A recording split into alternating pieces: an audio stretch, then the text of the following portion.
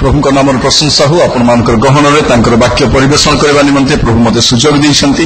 आज शुभ अवसर में मैं आपण मानक जीशु को नाम नमस्कार जनाए। प्रभु आपण मानक प्रत्येक को बहुल भाव में आशीर्वाद करंतु।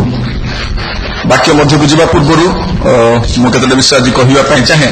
आज इस्राएल नूतन वर्ष जिहुदी कैलेंडर अनुसार आज इस्राएल देशर नूतन वर्ष अटे। किछि दिन तले आयतुल्ला खमेनी से गोटे मंतव्य देइथिले जे आसंता 25 वर्ष मध्य विश्व मानचित्र रे इस्राएल रो स्थान और नथिबो। तांकर चिंता सेटा कि बाइबल कौन कहे गीत संहिता तार 2 पर्व 4 पद रे जे स्वर्गर उपविष्ट से हसीबे।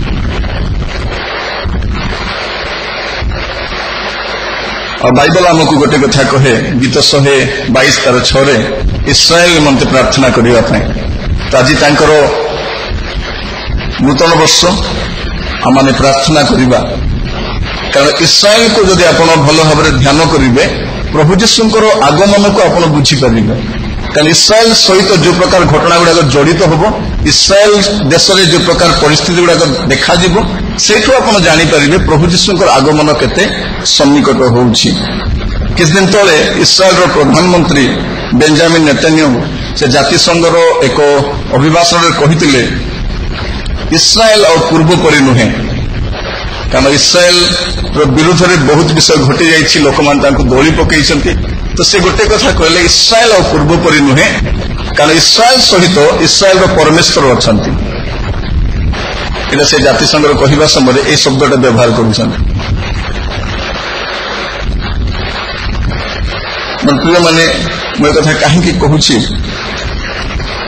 आ बाइबल कथा स्पष्ट भाव में कहे माथ्यू 24 तार 32 पद रे जे डिम्बुरी वृक्षर शाखा सरस हो आसिले सरस हो पल्लवित होबार देखिले जानिबो जे तांकर आगमन सन्निकट होई आसुछि। डिम्बुरी वृक्ष इस्राएल जाति को बुझाए आ ताहा अभी सरस हो से पल्लवित होबा अवस्था का आसुछि।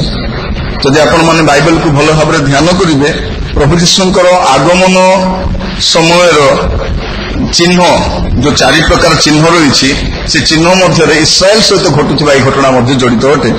प्रथम चिन्ह हूँ मंडली लक्षण जहाँ माथ्यू 24 पर्व तार 4 एवं 5 पद देखिपारे 11 पद एवं 12 पद देखिपारे एटा हूँ मंडली लक्षण।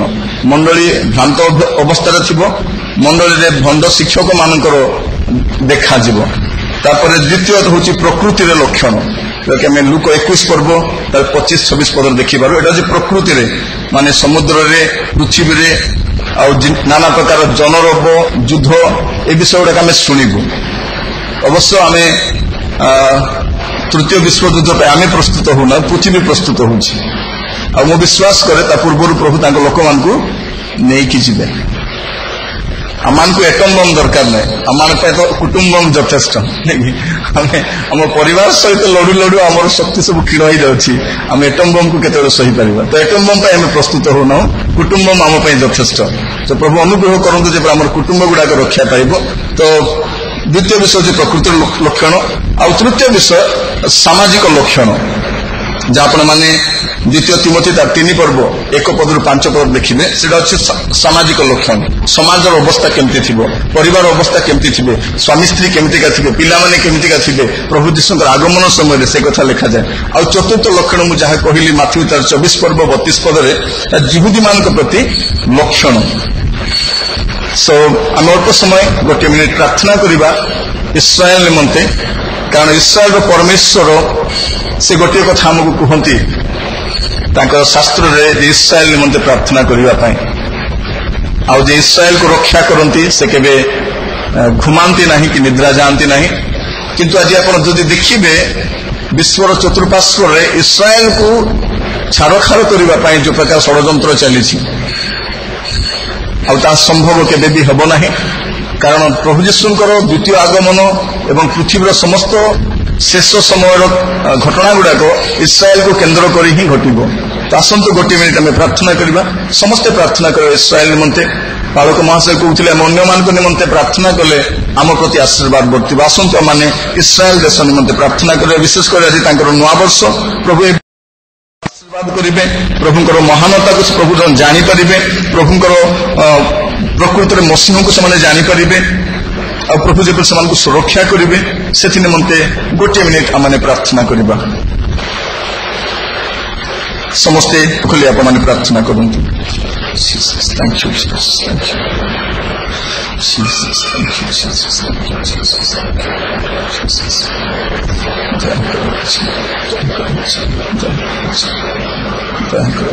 ପ୍ରଭୁ ଆପଣଙ୍କୁ ଧନ୍ୟବାଦ କରୁଛି। Thank you Jesus.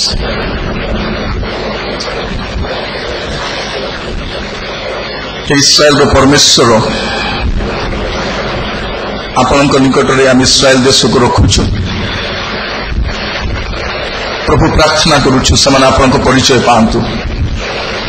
ପ୍ରଭୁ ଆପଣ ତାର ସୁରକ୍ଷାକାରୀ, ଚକ୍ଷୁର ପିତଳା ସମାନ ଆପଣ ତାକୁ ନ୍ୟାୟ କରନ୍ତି। ପ୍ରଭୁ ଆପଣ ତାର ଆକୃତି ନିଜର ପାପୁଲିରେ ଲେଖି ରଖିଛନ୍ତି। ଯେ ଇସ୍ରାଏଲକୁ ରକ୍ଷା କରନ୍ତି ସେ ଘୁମାନ୍ତି ନାହିଁ କି ନିଦ୍ରା ଯାଆନ୍ତି ନାହିଁ। ଏ ପ୍ରକାର ଏକ ପରମେଶ୍ୱରଙ୍କୁ ଆରାଧନା କରିବାର ସୌଭାଗ୍ୟ ଆମେ ପାଇଥିବାରୁ ନିଜକୁ ଧନ୍ୟ ମନେ କରୁଛୁ। ପ୍ରଭୁ ଆମେ ଆପଣଙ୍କର ପିଲାମାନେ ମଣ୍ଡଳୀ ସହିତ ମିଳିତ ଭାବରେ ପ୍ରଭୁ ଇସ୍ରାଏଲ ଦେଶକୁ ଆଶୀର୍ବାଦ କରୁଛୁ, ତାର ଶାନ୍ତି ପ୍ରାର୍ଥନା କରୁଛୁ, ତାର ସୁରକ୍ଷା ପ୍ରାର୍ଥନା କରୁଛୁ।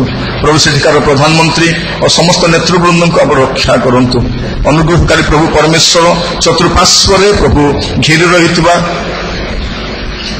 ବିପକ୍ଷ ଦେଶଗୁଡ଼ିକ ଠାରୁ ଆପଣ ରକ୍ଷା କରନ୍ତୁ। ଆପଣଙ୍କର ବଳବନ୍ତ ହସ୍ତ ତଳେ ପ୍ରଭୁ ସେଠିକାର ସେବା କାର୍ଯ୍ୟକୁ ଆମେ ରଖୁଛୁ। ଦୟାରେ ପ୍ରଭୁ ଆପଣ ସାହାଯ୍ୟ କରନ୍ତୁ। ପ୍ରଭୁ ଆଜି ସେମାନଙ୍କର ନୂତନ ବର୍ଷ ସକାଶେ ପ୍ରଭୁ ସେମାନଙ୍କ ଚତୁଃପାର୍ଶ୍ୱରେ ଘଟୁଥିବା ଘଟଣା ଗୁଡ଼ାକ ଆପଣଙ୍କର ଗୌରବର କାରଣ ହଉ। ଏହି ପ୍ରାର୍ଥନା ମୋର ପ୍ରାଣର ପ୍ରିୟ ଯୀଶୁଙ୍କ ନାମରେ ମାଗୁଅଛି, ଆମେନ୍। ଆଜିର ଧ୍ୟାନ ନିମନ୍ତେ ଶାସ୍ତ୍ରରୁ ଆମେ ଗୋଟିଏ ଅଂଶଟି ନେଇଛୁ, ତାହା ଆଦି ପୁସ୍ତକ 6 ପର୍ବ ତାର 8 ପଦ ଏବଂ 9 ପଦ। ଏଇଠୁ ଆଜି ଆମେ ଧ୍ୟାନ ସଂଗ୍ରହ କରିବା। ଏଟା ଲେଖାଯାଏ, ମାତ୍ର ନୋହ ସଦାପ୍ରଭୁଙ୍କ ଦୃଷ୍ଟିରେ ଅନୁଗ୍ରହ ପ୍ରାପ୍ତ ହେଲେ। ମାତ୍ର ନୋହ ସଦାପ୍ରଭୁଙ୍କ ଦୃଷ୍ଟିରେ ଅନୁଗ୍ରହ ପ୍ରାପ୍ତ ହେଲେ। ଆଦି ପୁସ୍ତକ 6 ଅଧ୍ୟାୟ ଯଦି ଆପଣମାନେ ଭଲ ଭାବରେ ଧ୍ୟାନ କରିବେ ଜାଣିପାରିବେ ଯେ ପ୍ରଭୁ ଯୀଶୁ ଖ୍ରୀଷ୍ଟ ତାଙ୍କର ଦ୍ୱିତୀୟ ଆଗମନ ସମୟରେ ଏ ଦୁଇଟା କଥା କହୁଛନ୍ତି। ନୋହଙ୍କ ସମୟରେ ଯେ ପ୍ରକାର ଘଟିଥିଲା, ମନୁଷ୍ୟ ପୁତ୍ରଙ୍କର ଆଗମନ ସମୟରେ ଠିକ୍ ସେପରି ଘଟିବ। ଲୋକଙ୍କ ସମୟରେ ଯେ ପ୍ରକାର ଘଟିଥିଲା, ମନୁଷ୍ୟ ପୁତ୍ରଙ୍କର ଆଗମନ ସମୟରେ ଠିକ୍ ସେପରି ଘଟିବ। ଲୁକା 17 ଅଧ୍ୟାୟରେ ପ୍ରଭୁ ଯୀଶୁ କଥା ସ୍ପଷ୍ଟ ଭାବରେ କହୁଛନ୍ତି। ତ ଆଜି ଆମେ ଧ୍ୟାନ କରୁଛୁ ଯେ ପରମେଶ୍ୱର ଏ ଆଦି ପୁସ୍ତକ 6 ଅଧ୍ୟାୟରେ ଦେଖୁଛୁ ଯେ ପରମେଶ୍ୱର ଅଲରେଡି ପୃଥିବୀକୁ ବିନଷ୍ଟ କରିବା ପାଇଁ ଯୋଜନା କରି ସାରିଛନ୍ତି। ଆଉ ସେହି ସମୟରେ ନୋହ ପରମେଶ୍ୱରଙ୍କ ଦୃଷ୍ଟିରେ ଅନୁଗ୍ରହ ପ୍ରାପ୍ତ ହେଉଛନ୍ତି। ପୁରାତନ ନିୟମର ପ୍ରଥମ ବ୍ୟକ୍ତି ଯେ ପ୍ରଭୁଙ୍କ ଦୃଷ୍ଟିରେ ଅନୁଗ୍ରହ ପ୍ରାପ୍ତ ହୋଇଥିଲେ। ପ୍ରଭୁଙ୍କ ଦୃଷ୍ଟିରେ ଅନୁଗ୍ରହ ପାଇବା କ'ଣ ତାହା ମୁଁ ଆପଣମାନଙ୍କୁ ପରବର୍ତ୍ତୀ ସମୟରେ କହିବା ପାଇଁ ଚାହେଁ। କିନ୍ତୁ ଯଦି ଆପଣମାନେ ଦେଖିବେ ଲୁକ ତାର 1 ପର୍ବ 28 ପଦରେ, ଲୁକ 1 ତାର 28, ଯେଉଁମାନେ ବାଇବେଲ ଆଣିଛନ୍ତି ଦୟାକରି ମସ୍ତ ଖୋଲନ୍ତୁ। ଏଟା ଲେଖାଯାଏ, ସେ ଗୃହରେ ପ୍ରବେଶ କରି ତାଙ୍କ ନିକଟକୁ ଆସି କହିଲେ, ଆଗ ଅନୁଗ୍ରହ ପାତ୍ରୀ ତୁମ୍ଭର ମଙ୍ଗଳ ହଉ, ପ୍ରଭୁ ତୁମର ସହବର୍ତ୍ତୀ। ଆଦି ପୁସ୍ତକରେ ପ୍ରଥମ ବ୍ୟକ୍ତି ଅନୁଗ୍ରହ ପାଇବା ବ୍ୟକ୍ତି ହେଉଛନ୍ତି ନୋହ। ପୁଣି ନୂତନ ନିୟମରେ ମରିୟମ ହେଉଛନ୍ତି ପ୍ରଥମ ବ୍ୟକ୍ତି ଯେ ପ୍ରଭୁଙ୍କ ଦୃଷ୍ଟିରେ ଅନୁଗ୍ରହ ପାଉଛନ୍ତି। ଅନୁଗ୍ରହ ପାଇବା ଦ୍ୱାରା କ'ଣ ହୁଏ ଦେଖାଯାଉଛି, ଆଗ ଅନୁଗ୍ରହ ପାତ୍ରୀ ତୁମର ମଙ୍ଗଳ ହଉ, ପ୍ରଭୁ ତୁମର ସହବର୍ତ୍ତୀ। ପ୍ରଭୁଙ୍କ ଦୃଷ୍ଟିରେ ଅନୁଗ୍ରହ ପାଇଲେ ଦୁଇଟା ବିଷୟ ହୁଏ। ପ୍ରଥମ ବିଷୟ ଦେଖୁଛୁ ଆମେ ଯେ ତୁମର ମଙ୍ଗଳ ହଉ, ପ୍ରଭୁ ତୁମର ସହବର୍ତ୍ତୀ। ଯେଉଁମାନେ ପ୍ରଭୁଙ୍କ ଦୃଷ୍ଟିରେ ଅନୁଗ୍ରହ ପାଆନ୍ତି ଦୁଇଟା ବିଷୟ ହୁଏ। ତାହା ହେଉଛି କ'ଣ ଯେ ସେମାନେ ପ୍ରଭୁ ସେମାନଙ୍କ ସହବର୍ତ୍ତୀ ଆଉ ପ୍ରଭୁ ସେମାନଙ୍କର ମଙ୍ଗଳ ସାଧନ କରନ୍ତି। ଆଉ 9 ପଦ ଦେଖୁଛୁ ଆଦି ପୁସ୍ତକ 6 ପର୍ବ 9 ପଦରେ, ନୋହଙ୍କର ବଂଶାବଳୀ ଏହି, ନୋହ ଆପଣା ବର୍ତ୍ତମାନ ସମୟରେ ଲୋକମାନଙ୍କ ମଧ୍ୟରେ ଧାର୍ମିକ ଓ ସାଧୁ ଲୋକ ଥିଲେ। ନୋହ ପରମେଶ୍ୱରଙ୍କ ସହିତ ଗମନାଗମନ କଲେ। ନୋହ ପରମେଶ୍ୱରଙ୍କ ସହିତ ଗମନାଗମନ କଲେ। ଲେଖାଯାଏ ଯେ ନୋହ ଧାର୍ମିକ ଥିଲେ। ବାଇବେଲରେ ପ୍ରାୟ 7 ଜଣ ବ୍ୟକ୍ତିଙ୍କୁ ଧାର୍ମିକ ବୋଲି ବାଇବେଲ ବ୍ୟାଖ୍ୟା କରେ।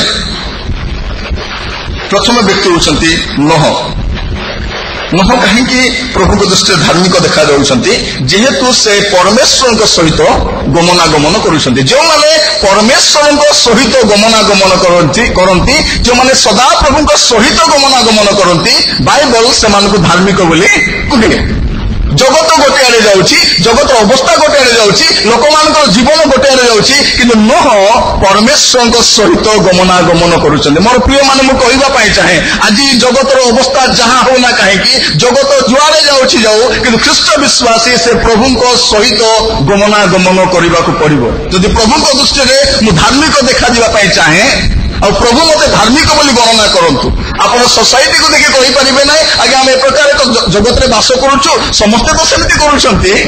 ନହ ବି କହିପାରିଥାନ୍ତେ। ନହଙ୍କ ସମୟର ଅବସ୍ଥା କଦର୍ଯ୍ୟରୁ କଦର୍ଯ୍ୟ ଥିଲା। ସେହି ସମୟରେ ପରମେଶ୍ୱର ଯେତେବେଳେ ସ୍ୱର୍ଗରୁ ଅନାଉଛନ୍ତି, ଜଣେ ବ୍ୟକ୍ତି ତାଙ୍କ ସହିତ ଗମନାଗମନ କରୁଛନ୍ତି, ଆଉ ତାହା ପ୍ରଭୁଙ୍କ ଦୃଷ୍ଟିରେ ଗ୍ରହଣୀୟ ହେଲା।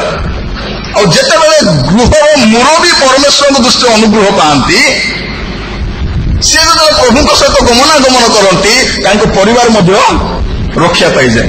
ଲେଖାଯାଏ ନାହିଁ ଯେ ତାଙ୍କ ସ୍ତ୍ରୀ ଗମନାଗମନ କରୁଥିଲେ ନା ନାହିଁ, ତାଙ୍କ ପିଲାମାନଙ୍କୁ ସ୍ୱାମୀ।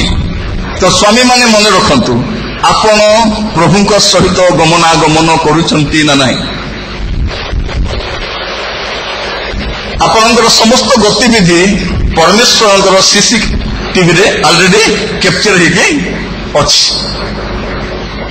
ଆମମାନଙ୍କର ପ୍ରତ୍ୟେକଙ୍କର ସ୍ୱାମୀମାନଙ୍କୁ କହିବା ସମୟରେ ସ୍ତ୍ରୀମାନେ ମନେ ମନେ ଭାବୁଥିବେ ବୋଧେ ଆମ କଥା ପ୍ରଭୁ ଦେଖୁନାହାନ୍ତି ବୋଲି।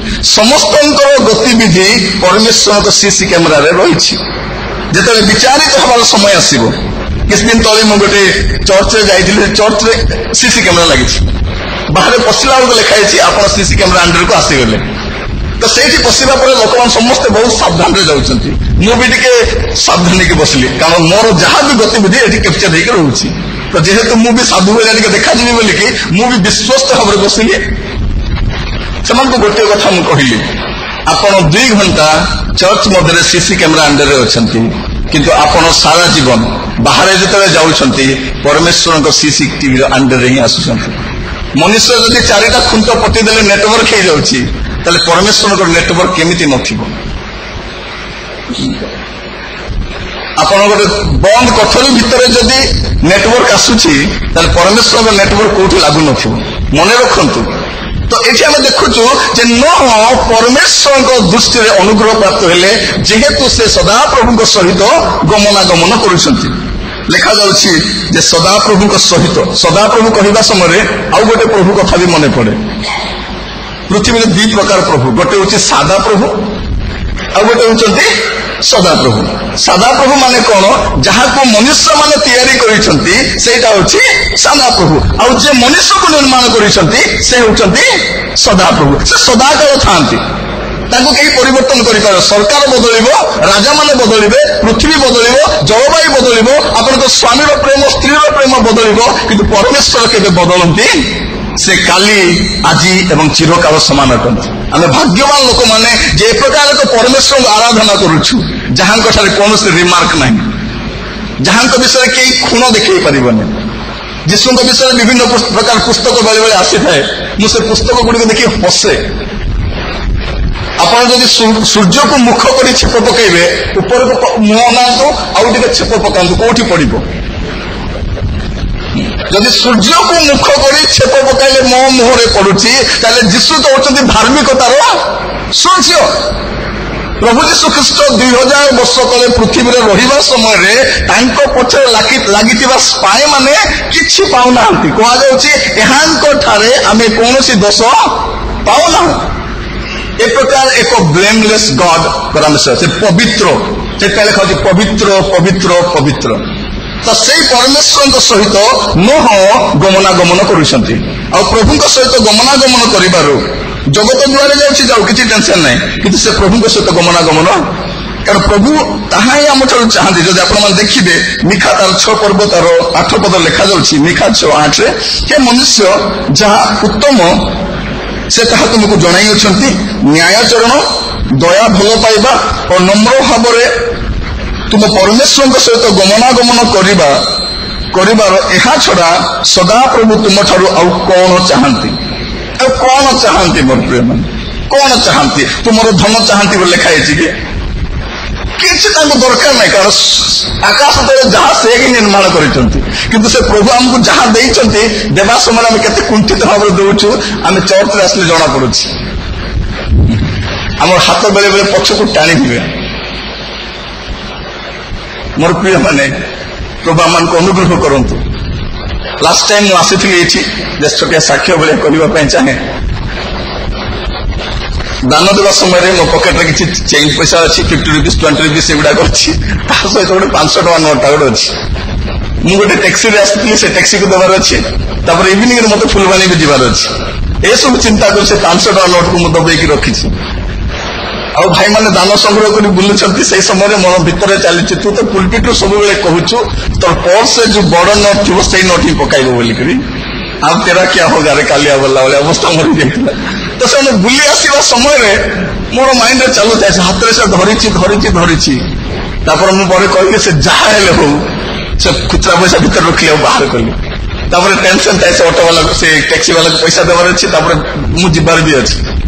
କିନ୍ତୁ ସୌଭାଗ୍ୟକୁ ସେଦିନ ମସ୍ତ ଗୋଟେ ଫ୍ୟାମିଲି ଆସିଥିଲେ, ସେମାନେ ବାକ୍ୟ ଶୁଣିଲା ପରେ କଣ ହେଲା କି ସେମାନେ କହିଲେ ଟ୍ୟାକ୍ସି ଭଡାରେ ଆମେ ଦେଇଦେବୁ। ତାପରେ ବହୁତ ସେଗୁଡାକ ପ୍ରଭୁ ଏମିତି ଯତ୍ନ ନେଲେ ଯେ ସେଇ ଦିନର ସେବା କାର୍ଯ୍ୟରେ ବିଭିନ୍ନ ଲୋକମାନେ ଯୋଉ ଦାନ ଦେଇଥିଲେ 4500 ଥିଲା। ସୋ ମୁଁ ଭାବି ପ୍ରଭୁ 4500 ଆପଣ କାହିଁକି ଦେଲେ? ଆଉ 500 ଟଙ୍କା ମିଶାଲ ତ 5000 ଟଙ୍କା ହେଇଯାଇଥାନ୍ତା। ପ୍ରଭୁ କହିଲେ ମୁଁ ତତେ 10 ଅଂଶ କାଟିକି ଦେଇଛି। କାରଣ 500 rupees ମୁଁ ଦେଇଥିଲି, ଆଉ ପ୍ରଭୁଙ୍କର କାମ ଏବେ କଣ? ସମୟ ବାଇବଲ କହେ ଦିଅ କହିଲେ ତୁମକୁ ଦିଆଯିବ। ଆପଣମାନଙ୍କ ଜୀବନରେ ଯଦି ଅଭାବ ଅଛି, ସମସ୍ୟା ଅଛି, ପ୍ରଭୁଙ୍କ ଉଦ୍ଦେଶ୍ୟରେ ଦିଅନ୍ତୁ, ଆନନ୍ଦର ସହିତ ଦିଅନ୍ତୁ, ଖୋଲା ହୃଦୟ ସହିତ ଦିଅନ୍ତୁ। ଆଉ ଦ୍ୱିତୀୟ ଚିନ୍ତା କରନ୍ତୁ ନାହିଁ। ସେଇଦିନ ସେ ସ୍ତ୍ରୀ ଲୋକ ଦାନ ପକେଇଥିବ, ଯୋଉ ବିଧବା ସ୍ତ୍ରୀରେ ସବୁ ପକେଇଛନ୍ତି, ଲୋକମାନେ ପଚାରିଥିବେ ବକି ତୁ ସବୁ ପକେଇଦେଲୁ, କାହିଁକି ତୁ ରଖିଲୁ ନାହିଁ? ଏବେ ତୋର କଣ ହବ? ଚିନ୍ତା କରିବା କାମରେ ମୋର କିଛି ନାହିଁ, ଯାହା ଚିନ୍ତା କରିବେ ପ୍ରଭୁ ଚିନ୍ତା କରିବେ, ଯାହା ମୋର ଥିଲା ମୁଁ ଦେଇଦେଇଛି। ତ ମୋର ପ୍ରିୟ ମାନେ ଏଠି ଦେଖା ମୁଁ କହିବା କରନ୍ତୁ, କାରଣ ପରମେଶ୍ୱର ଆଶ୍ଚର୍ଯ୍ୟ ଭାବରେ ମୋର ଯତ୍ନ ନେଇ ଆସିଛନ୍ତି। ତ ଏଠି ମୁଁ କହିବା ପାଇଁ ଚାହେଁ ଯେ ନୋହ ପରମେଶ୍ୱରଙ୍କ ସହିତ ଗମନାଗମନ କଲେ, ଆଉ ବାଇବଲରେ ପରମେଶ୍ୱର ବି ଚାହାନ୍ତି ଆମେ ତାଙ୍କ ସହିତ ଗମନାଗମନ କରିବୁ। ତ ବାଇବଲ ପ୍ରଥମ ବ୍ୟକ୍ତି ନୋହଙ୍କୁ ଧାର୍ମିକ ବୋଲି ଗଣନା କରେ। ଆଉ ଦ୍ୱିତୀୟ ବ୍ୟକ୍ତି ଯାହାଙ୍କୁ ଆପଣ ଦେଖିବେ ଲୋଟଙ୍କ ବିଷୟରେ, ଦ୍ୱିତୀୟ ପିତର, ଦୟାକରି ଖୋଲନ୍ତୁ ମୋ ସହିତ ଦ୍ୱିତୀୟ ପିତର 2:7 ଲେଖାଯାଏ, ପୁଣି ସେ ଦୁରାଚାରୀ ମାନଙ୍କର କାମୁକତାରେ ପୂର୍ଣ୍ଣ ଆଚରଣରେ ବ୍ୟଥିତ ଧାର୍ମିକ ଲୋଟଙ୍କୁ ଉଦ୍ଧାର କଲେ। ଲେଖାଯାଏ ଯେ ଲୋଟ ଧାର୍ମିକ ବ୍ୟକ୍ତି ଥିଲେ। ସେ କୋଉଠି ରହୁଛନ୍ତି? ସଦମ ଗମୋରାରେ ବାସ କରୁଛନ୍ତି, ଦୁର୍ଭାଗ୍ୟକୁ ପଶି ଯାଇଛନ୍ତି, ଆଉ ନଗର ଦ୍ୱାରରେ ରହିକି କାନ୍ଦୁଛନ୍ତି। ସେ କହୁଛନ୍ତି ପ୍ରଭୁ ମୁଁ ଆସୁ ଆସୁ କୋଉଠି ଫସିଗଲି। ଏବେ ସେ କ୍ରନ୍ଦନ କରୁଛନ୍ତି, ଦୁରାଚାରମାନଙ୍କ ଅବସ୍ଥା ଦେଖି କ୍ରନ୍ଦନ କରୁଛନ୍ତି, ବ୍ୟଥିତ ହେଉଛନ୍ତି। ବାଇବଲ ତାଙ୍କୁ ଧାର୍ମିକ ବୋଲି ଗଣନା କରେ। ମୋର ପ୍ରିୟ ମାନେ, ଆପଣ ଯୋଉ ସମାଜରେ ବାସ କରନ୍ତି, ଯୋଉ ଦେଶରେ ବାସ କରନ୍ତି, ଆଉ ଯୋଉ ସ୍ଥାନରେ ବାସ କରନ୍ତି, ହୁଏତ ଆପଣ ସେମାନଙ୍କୁ ପରିବର୍ତ୍ତନ କରିପାରିବେ ନାହିଁ, ଜଗତକୁ ଆପଣ ପରିବର୍ତ୍ତନ କରିପାରିବେ ନାହିଁ, କିନ୍ତୁ ସେମାନଙ୍କ ଅବସ୍ଥା ଦେଖି ଆପଣ କ୍ରନ୍ଦନ କରିପାରିବେ, ସେମାନଙ୍କ ଅବସ୍ଥା ଦେଖି କ୍ରନ୍ଦନ କରିପାରିବେ। ବାଇବଲ ମଧ୍ୟ ଯୋଉ ମୁଦ୍ରା ଦଉଛି, ଜିହିଜିକଲ ପୁସ୍ତକ ତାର 9 ପର୍ବ 2 ପଦରୁ ଯଦି ଆପଣ ପଢିବେ 9 ପଦ ପର୍ଯ୍ୟନ୍ତ, ସେମାନଙ୍କୁ ପ୍ରଭୁ ଧାର୍ମିକତାର ମୁଦ୍ରା ଦଉଛନ୍ତି, ଯୋଉମାନେ ସେ ପ୍ରକାର ଗତିବିଧିକୁ ଦେଖି, ଜଗତର ଅବସ୍ଥାକୁ ଦେଖି ବିଳାପ କରୁଛନ୍ତି, କ୍ରନ୍ଦନ କରୁଛନ୍ତି। ମୋର ପ୍ରିୟ ମାନେ, ବାଇବଲର ଦ୍ୱିତୀୟ ବ୍ୟକ୍ତି ଯାହାଙ୍କୁ ବାଇବଲ ଧାର୍ମିକ ବୋଲି ଗଣନା କରେ, ସେ ହେଉଛନ୍ତି ଲୋଟ।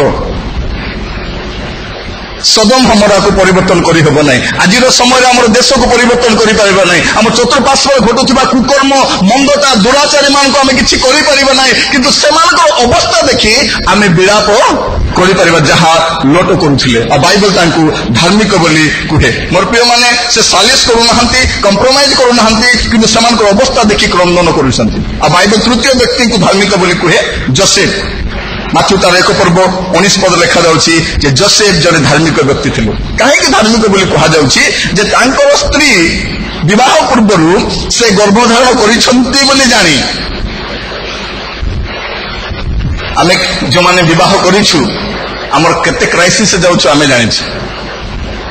ଦାନ୍ତ ଅଛି ବୋଲି ଦେଖାଉଛୁ ନାଇଁ କି, ସଭା ସମିତିରେ ଯାଉଛୁ, ଟିକେ ପ୍ରେଜ୍ ଦ ଲର୍ଡ ହାଲେଲୁୟା କରିକି ଆସୁଛୁ, କିନ୍ତୁ ଆମର ଅବସ୍ଥା ଆମେ ଜାଣିଛୁ। ଯୋସେଫଙ୍କର କଣ୍ଡିସନ କେମିତି ଥିବ? ସେଇ ସମୟରେ ବ୍ୟବସ୍ଥାରେ କଣ ଥିଲା? ଯେ ବିବାହ ପୂର୍ବରୁ ଯଦି କୌଣସି ଝିଅ ଗର୍ଭବତୀ ହେଇଛି ତାକୁ ପଥର ମାରିକି ମାରି ଦଉଥିଲେ। ଏପରିକି ବିବାହର ପ୍ରଥମ ଦିନ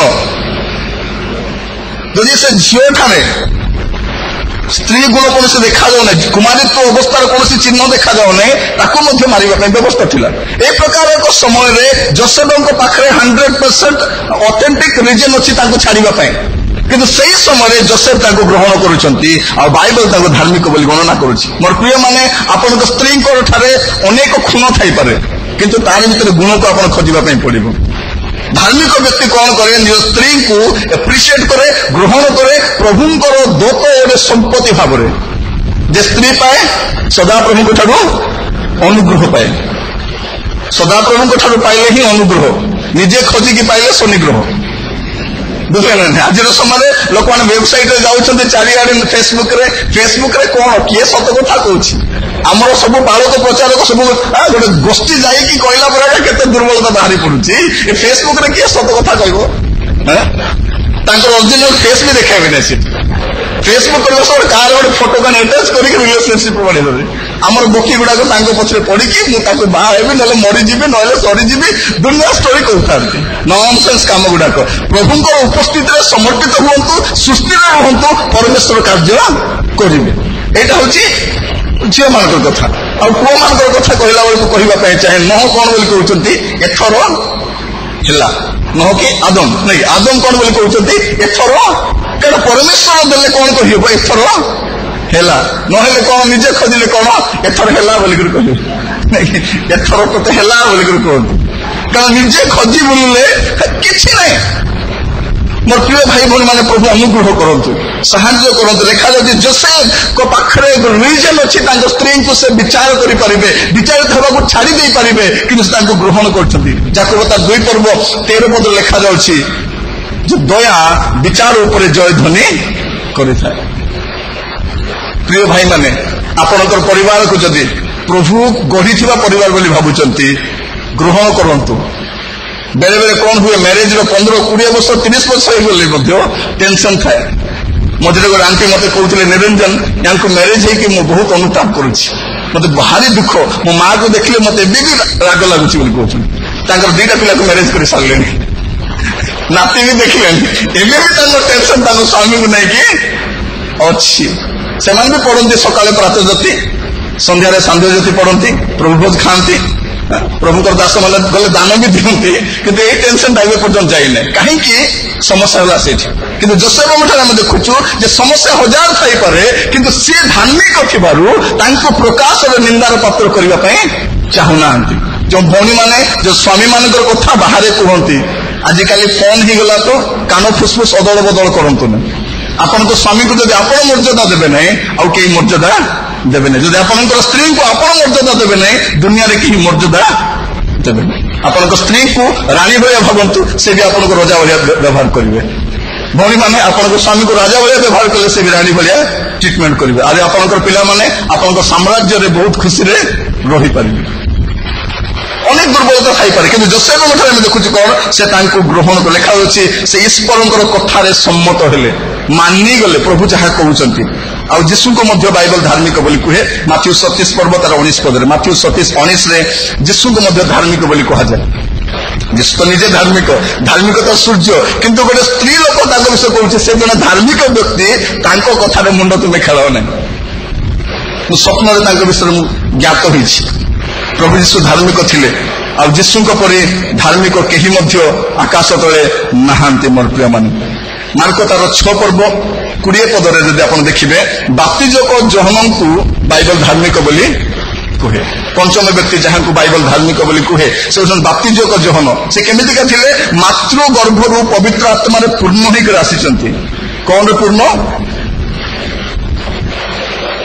ପବିତ୍ର ଆତ୍ମାରେ ପୂର୍ଣ୍ଣ। କିନ୍ତୁ ଆମ ପିଲାମାନେ କୋଉ ଆତ୍ମାରେ ପୂର୍ଣ୍ଣ ହେଇ ଆସିଛନ୍ତି ଜଣାନାହିଁ।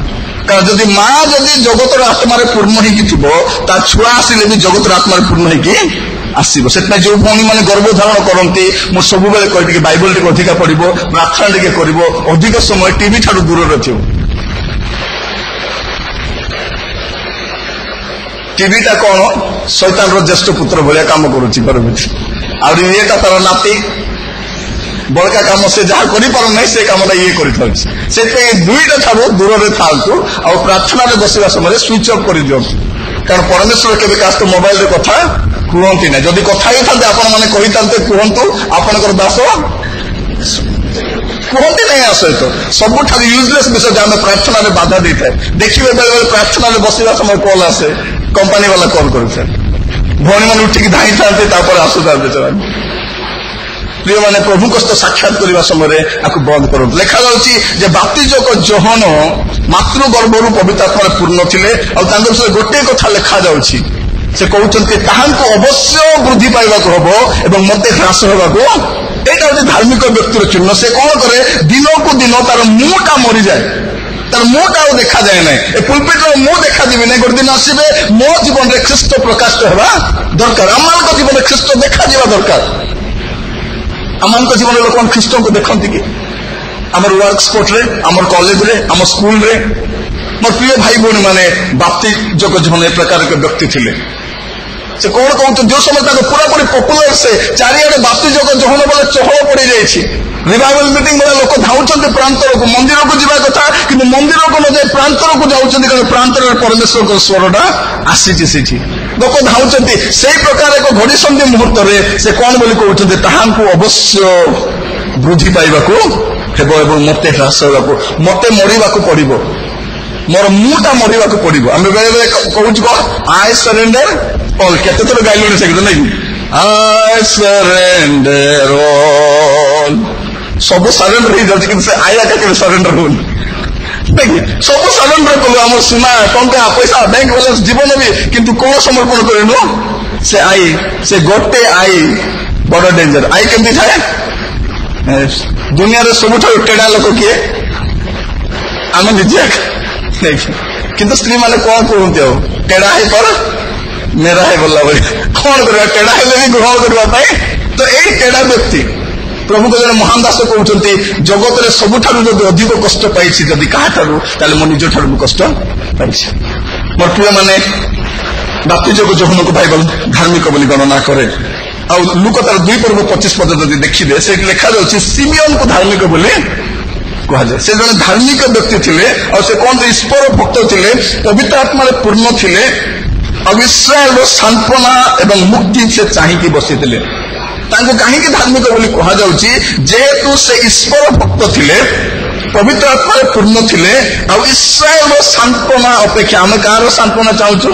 ଆମର ସାନ୍ତ୍ୱନା, ଆମର ସବୁ ପ୍ରାର୍ଥନା ଆତ୍ମକୈନ୍ଦ୍ରିକ। ଏକା ସକାଳୁ ସନ୍ଧ୍ୟା ଯୋଉ ପ୍ରାର୍ଥନା କରୁଛୁ, ଆମର ପ୍ରାର୍ଥନାରେ ଆମେ ହିଁ ମୁଖ୍ୟ ବ୍ୟକ୍ତି। ପ୍ରଭୁ ଦେଖିଲେ ଆମକୁ ଜାଣୁଥିବେ, ହେଇଠି ଆସିଲାଣି ଭିକାରୀ ଗୋଟେ ବୋଲିକି। କାରଣ ଯେବେ ଯାଉଛୁ, ପ୍ରଭୁ ଦିଅ, ପ୍ରଭୁ ମୋର ପୁଅକୁ ଦିଅ, ମୋର ଝିଅକୁ ଦିଅ, ମୋତେ ସୁନା ଦିଅ ପ୍ରଭୁ, ପାଟଶାଢୀ ଦିଅ ପ୍ରଭୁ, ବାଇକ୍ ଗୋଟେ ଦିଅ ପ୍ରଭୁ, ଲ୍ୟାପଟପ୍ ଗୋଟେ ଦିଅ ବାପା, ମୋତେ ସାହାଯ୍ୟ କର, ଘର ବନାଇବି ପ୍ରଭୁ, ମୋତେ ସାହାଯ୍ୟ କର। ଯେବେ ଗଲେ ଖାଲି ଭିକାରୀ ଭଳିଆ ଯାଉଛି। ପ୍ରଭୁ ଦୂରରୁ ଦେଖି ଭାବୁଥିବେ ଆସିଲା ଭିକାରୀ ଗୋଟେ। ମୋର ପ୍ରିୟ ମାନେ, ପରମେଶ୍ୱର ଏବେ ପର୍ଯ୍ୟନ୍ତ ଆମକୁ ଯଥେଷ୍ଟ ଅଧିକ ଦେଇଛନ୍ତି। ଏବେ ସମୟ ଆସିଛି, ପ୍ରଭୁ ଆପଣ ନିଅନ୍ତୁ, ଆପଣ ଯଥେଷ୍ଟ ଦେଲେଣି ମୋତେ, ଏବେ ମୋର ଟାଇମ୍ ହଉଛି ଦେବାର। ଖ୍ରୀଷ୍ଟିଆନ ଜୀବନ ହଉଛି ଦେବାର ଜୀବନଟା। ଆମର ପରମେଶ୍ୱର ହଉଛନ୍ତି ଦେବାର ପରମେଶ୍ୱର, ଆଉ ସେ ଚାହାନ୍ତି ଦେବା ବିଷୟରେ। ଆଉ ବିଶ୍ୱରେ ସବୁଠାରୁ ଯଦି ଅଧିକ କିଏ ଦିଅନ୍ତି, ଖ୍ରୀଷ୍ଟିଆନ ମାନେ ଦିଅନ୍ତି। ଖାଆନ୍ତି କିଏ ମାନେ ମୁଁ ଜାଣିନାହିଁ ସେଟା, କିନ୍ତୁ ଦେବା ଲୋକ ଆମେ ଏକ ଅଧିକ ଦଉଛୁ। ମୋର ପ୍ରିୟ ଭାଇ ଭଉଣୀ ମାନେ, ପ୍ରଭୁ ଅନୁଗ୍ରହ କରନ୍ତୁ। ସିମିୟନ ଜଣେ ଧାର୍ମିକ ବ୍ୟକ୍ତି ଥିଲେ, ଆଉ ସେ ଇସ୍ରାଏଲର ସାନ୍ତ୍ୱନା ଅପେକ୍ଷା କରୁଥିଲେ। ଲୁକ ତାର 23:50 ସପ୍ତମ ବ୍ୟକ୍ତିଙ୍କୁ କୁହାଯାଏ ଧାର୍ମିକ ବୋଲି। ସେ ହେଉଛନ୍ତି ହାରମାଥିୟ ଯୋସେଫ। ତାଙ୍କ ବିଷୟରେ ବହୁତ କିଛି ଲେଖାଯାଉ ନାହିଁ, କିନ୍ତୁ ବାଇବଲ ତାଙ୍କୁ ଜଣେ ଧାର୍ମିକ ବ୍ୟକ୍ତି ବୋଲି ଗଣନା କରୁଛି। ସେ କେମିତିକା, ସେ ଧନୀ ବ୍ୟକ୍ତି ଥିଲେ, କିନ୍ତୁ ନିଜ ପାଇଁ ପ୍ରସ୍ତୁତ କରିଥିବା ସମାଧି ପ୍ରଭୁଙ୍କ ପାଇଁ ଦେଉଛନ୍ତି। ଆଉ ଏ ପ୍ରକାର ଏକ ଦୁଃସମୟରେ ଯେଉଁମାନେ ଠିଆ ହେବା ପାଇଁ ସାହସ କରୁନାହାନ୍ତି, ସେଇ ସମୟରେ ସେ ପ୍ରଭୁଙ୍କ ପାଇଁ ଠିଆ ହେଉଛନ୍ତି। ସମସ୍ତେ ପଳେଇଲେ, ଶିଷ୍ୟମାନେ ଯେଉଁମାନେ କହୁଥିଲେ ପ୍ରଭୁ ଆପଣଙ୍କ ପାଇଁ ମୁଁ ମରିବା ପାଇଁ ମଧ୍ୟ ପ୍ରସ୍ତୁତ ଅଛି, ଏବେ ପ୍ରାଣ ବିକଳରେ ସମସ୍ତେ ପଳେଇଛନ୍ତି। ଆଉ ଯିଏ ବହୁତ କଥା କହୁଥିଲେ, ସେ ଲୋକ କଣ ହଉଛି, ସେ କହୁଛି ଆଗ ମୁଁ ଜାଣିବି ନାହିଁ ଏ ଲୋକଟା କିଏ ବୋଲିକି। ଏ ପ୍ରକାର ଏକ ସମୟରେ ହାରମାଥିୟ ଯୋସେଫ ସେ ଆସୁଛନ୍ତି ପୃଷ୍ଠଭୂମିକୁ, ଆଉ ବାଇବଲ ତାଙ୍କୁ ଧାର୍ମିକ ବୋଲି ଗଣନା କରେ। ମୋର ପ୍ରିୟମାନେ, ଏହା ଥିଲା ଧାର୍ମିକ ବ୍ୟକ୍ତିମାନଙ୍କ ବିଷୟରେ। ଆଉ ନୋହଙ୍କୁ ବାଇବଲ ଧାର୍ମିକ ବୋଲି କୁହେ।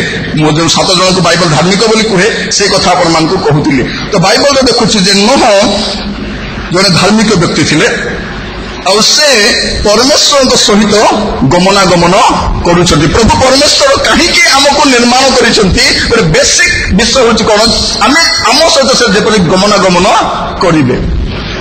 ଆଦି ପୁସ୍ତକ ତାର 3 ପର୍ବ ତାର 8 ପଦ ଯଦି ଦେଖିବେ, ଆଦି 3:8 ଲେଖାଯାଉଛି ଯେ, ଦୟାକରି ମସ୍ତ ଖୋଲନ୍ତୁ। ତ ଦିନାବସାନ ସମୟରେ ଉଦ୍ୟାନ ମଧ୍ୟରେ ଗମନାଗମନକାରୀ ସଦାପ୍ରଭୁ ପରମେଶ୍ୱରଙ୍କ ରୋବ ଶୁଣି ଆଦମ ଓ ତାଙ୍କର ଭାର୍ଯ୍ୟା ସଦାପ୍ରଭୁ ପରମେଶ୍ୱରଙ୍କ ଛାମରୁ ଉଦ୍ୟାନସ୍ଥ ବୃକ୍ଷଗଣ ମଧ୍ୟରେ ଲୁଚିଲେ। ଲେଖାଯାଉଛି ଯେ ପରମେଶ୍ୱର ତାଙ୍କୁ ନିର୍ମାଣ କଲେ ଆଉ ପ୍ରତି ସମୟରେ ସେ ଆସୁଥିଲେ କାହିଁକି, ତାଙ୍କ ସହିତ ଗମନାଗମନ କରିବେ। ସ୍ୱର୍ଗର ପରମେଶ୍ୱର ଯେ ଅଗମ୍ୟ ଜ୍ୟୋତିର୍ନିବାସୀ, ସେ ମହିମାରେ ଯେ ବାସ କରନ୍ତି, ସେଇ ପରମେଶ୍ୱର ସେଠାରୁ ଆସୁଥିଲେ ଉଦ୍ୟାନ ମଧ୍ୟରେ ଦିନାବସାନ ସମୟରେ ଆଦମ ହବାଙ୍କ ସହିତ ଗମନାଗମନ କରିବେ। କଣ ହେଲା, ଯେମାନେ ଏବେ ପରମେଶ୍ୱରଙ୍କୁ ଦେଖି ଲୁଚୁଛନ୍ତି। ସମୟ ଥିଲା ପରମେଶ୍ୱରଙ୍କ ସହିତ ଗମନାଗମନ କରୁଥିଲେ, ଅନେକ ସମୟ ଗମନାଗମନ କଲେ, କିନ୍ତୁ ଆଜି ଲୁଚିଛନ୍ତି। ମୋର ପ୍ରିୟମାନେ, ଶୈତାନର କଥା ଶୁଣିକି ପ୍ରଭୁଙ୍କ ସହିତ ଚାଲି ହେବ ନାହିଁ। ଯଦି ପ୍ରଭୁଙ୍କ ସହିତ ଗମନାଗମନ କରିବାର ଅଛି, ତାହେଲେ ପ୍ରଭୁଙ୍କର କଥା ମତେ ଶୁଣିବାକୁ ପଡିବ। ମୁଁ ଜଗତର କଥା ଶୁଣିବି, ଜଗତର ଲୋକମାନଙ୍କର କଥା ଶୁଣିବି, ଆଉ ପରମେଶ୍ୱରଙ୍କ ସହିତ ଗମନାଗମନ କରିବି ସମ୍ଭବ ଏଇଟା ନୁହେଁ। ଆଜିର ସମୟରେ ବିଶ୍ୱାସୀମାନେ କାହିଁକି ସମସ୍ୟାରେ ପଡୁଛନ୍ତି, ଚର୍ଚ୍ଚରେ ଆସିଲେ ଅଳ୍ପ ସମୟ ଘଣ୍ଟା 2 ଘଣ୍ଟା ଶୁଣୁଛନ୍ତି, କିନ୍ତୁ ବାହାରେ ଗଲା ପରେ ଶୈତାନର କଥା ଆଗା ଶୁଣୁ। ସେଥିପାଇଁ ଶୈତାନ ଆଜିକାଲି ଆଉ ଟେନସନ ହଉନାହିଁ। ଯାଉ ଗୋଟେ ଘଣ୍ଟା ଚର୍ଚ୍ଚ ବସିକି ଆସ, କିଛି ଟେନସନ ମୋର ନାହିଁ, ବଳକା ସମୟ ତ ମୋର, ତୁମେ ମୋର କଥା ମାନିବ, ମୋର କାମ କରିବ, ମୋର ସବୁ ସେବାରେ ତୁମେ।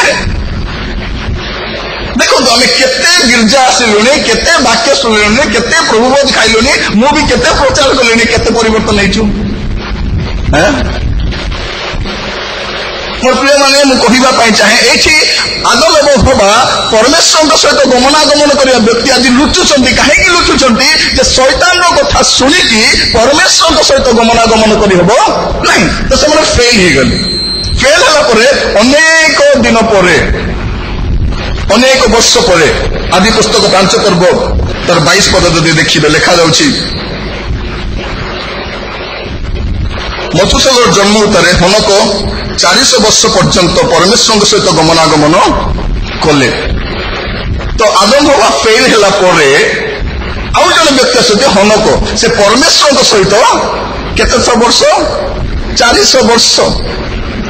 ଚିନ୍ତା କରି ଦେଖନ୍ତୁ, ଲେଖାଯାଉଛି 400 ବର୍ଷ ପରମେଶ୍ୱରଙ୍କ ସହିତ ଗମନାଗମନ କରୁଛନ୍ତି। ଥରେ ଗୋଟେ ସନ୍ଡେ ସ୍କୁଲରେ ମୁଁ ପଚାରୁଥିଲି, ହଇରେ ବାବୁ, ଏ ହନକ ନ ମରିକି କେମିତି ସ୍ୱର୍ଗକୁ ପଳେଇଲେ?